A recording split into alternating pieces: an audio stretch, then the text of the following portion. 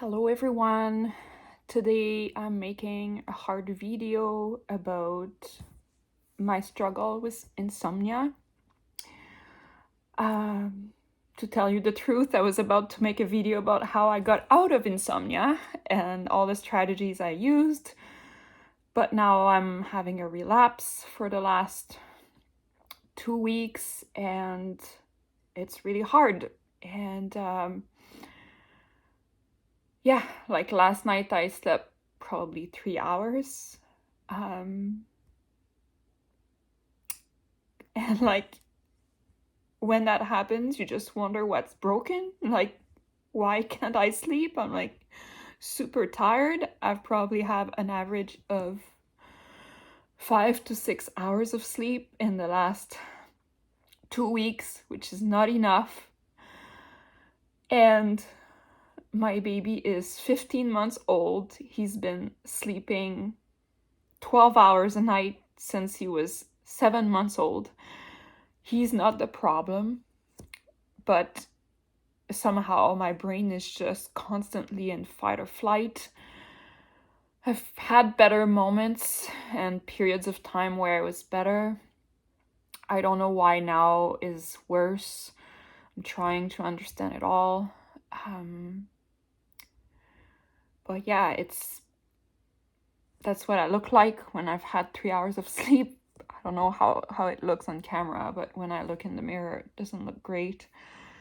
I had clients this morning. I canceled them because I just didn't feel like I could provide a good service. I was supposed to drop my son off at daycare this morning, but I couldn't because I felt like I was not safe driving. So I had to ask my partner to do it. And I just feel like such an incompetent mom and partner when I can't fulfill my role and it's impacting our family.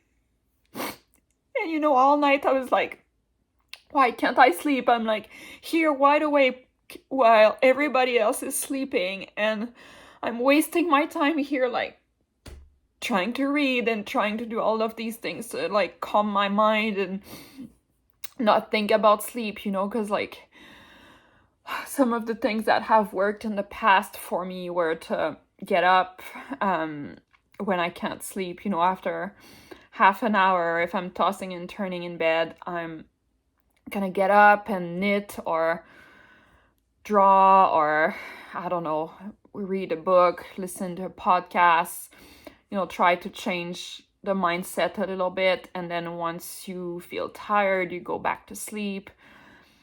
Because the more time you spend in bed not sleeping, the more you associate your bed with anxiety and not sleeping, and that's not good. So anyway, I kind of had to retrain my brain to do that. And I was also like, in the past, what had worked was to go to sleep later. So instead of, when you start having insomnia issues, you constantly want to like go to sleep earlier because you think to yourself, it's going to take me 2 hours to fall asleep. So if I go to sleep at 8, hopefully I'll be asleep by 10. But that just increases the issue because you end up spending more time in bed tossing and turning because at 8 o'clock you're not tired.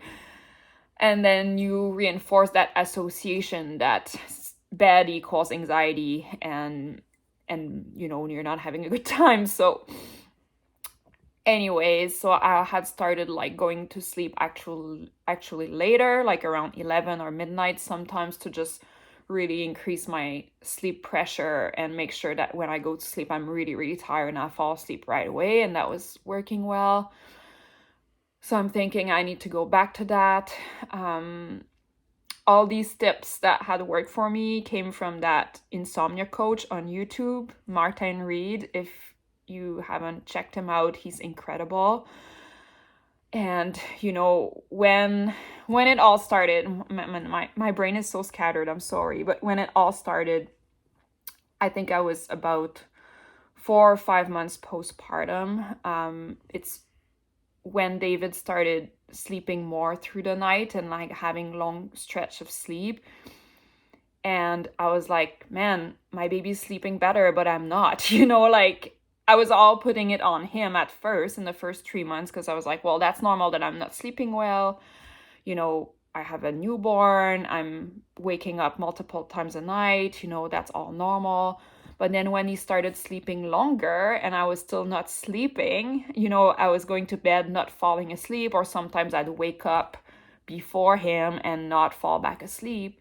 Then is when I started to realize that I had an issue. And I remember it was around Christmas time.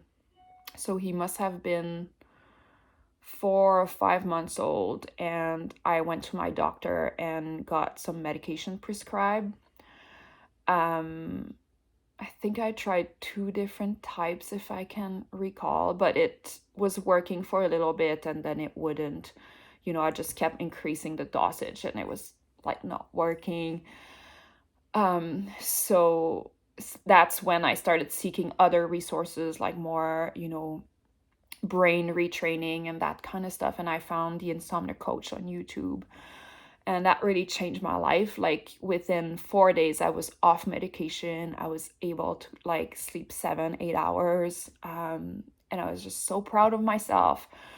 And that lasted for a little while, but and sometimes I'd have like one bad night's sleep once in a while. But like lately, it's just been really bad. Maybe I'm more stressed at work. I don't know. I'm putting all these different pressure on myself to like be a good mom and make good meals and plan good meals for my family, and then also like serve my clients the best I can and like create new YouTube videos. And I have all these things that I want to accomplish, but I feel like maybe I'm stressing myself out, and that's impacting how I can fall asleep at night. So anyways, that's where I'm at right now. I'm just at the point where it's impacting my family. Like I said this morning, I just couldn't drop David off at daycare. And there's been another night last week where I had to wake my partner up and ask him to like go sleep, because we haven't been able to sleep in the same bed like since my issues, right? Because like any little noise wakes me up. So sometimes I'd sleep in the downstairs bedroom, which is the bedroom that is not impacted by the baby, right? It's kind of the sleeping den. And then there's the room that's just beside our son's room. And so one night my partner was in the sleeping den and it was 4 o'clock in the morning and I had not fallen asleep. And somehow I had in my mind that my son may wake up through the night because he was stuffed up, and my brain just couldn't make me fall asleep because I was like, he's gonna wake up because he's stuffed up. And like at the moment there is a slight possibility of him waking up, whether it is teething or he's sick or he's got his vaccine or whatever that is. I can't fall asleep. It's as if my brain is like, okay, you might wake up, so it's not worth falling asleep. So anyway, that night he was sick, my partner was downstairs, and I had to go wake my partner up at 4 a.m. to be like, can I sleep here? Because I know I'm not gonna fall asleep until I know for sure that I'm not gonna be awakened. And I felt so bad for it, like it's just so bad. And I'm not, like when I have a bad night like that, I'm not the mom I want to be. I'm not the partner I want to be. I'm being impatient. I'm struggling. So anyways, this morning, I'm just so committed to this. I'm just so tired. I'm tired and I want to be a better human.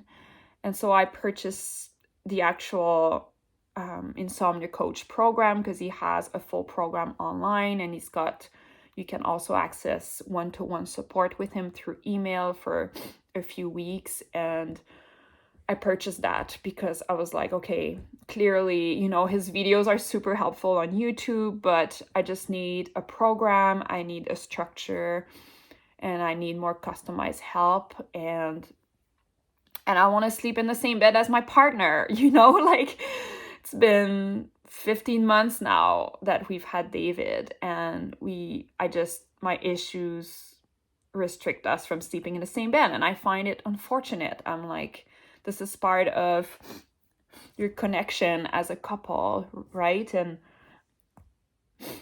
that's also my goal, is like, I don't want to be, even if I was sleeping 8 hours a night with my earplugs and my sound machine in the sleeping den, my goal is still not achieved, because that's not how I see my life being, So anyways, I'm gonna check in with you whenever I'm done the program. I'm hoping that I'll have good news for you.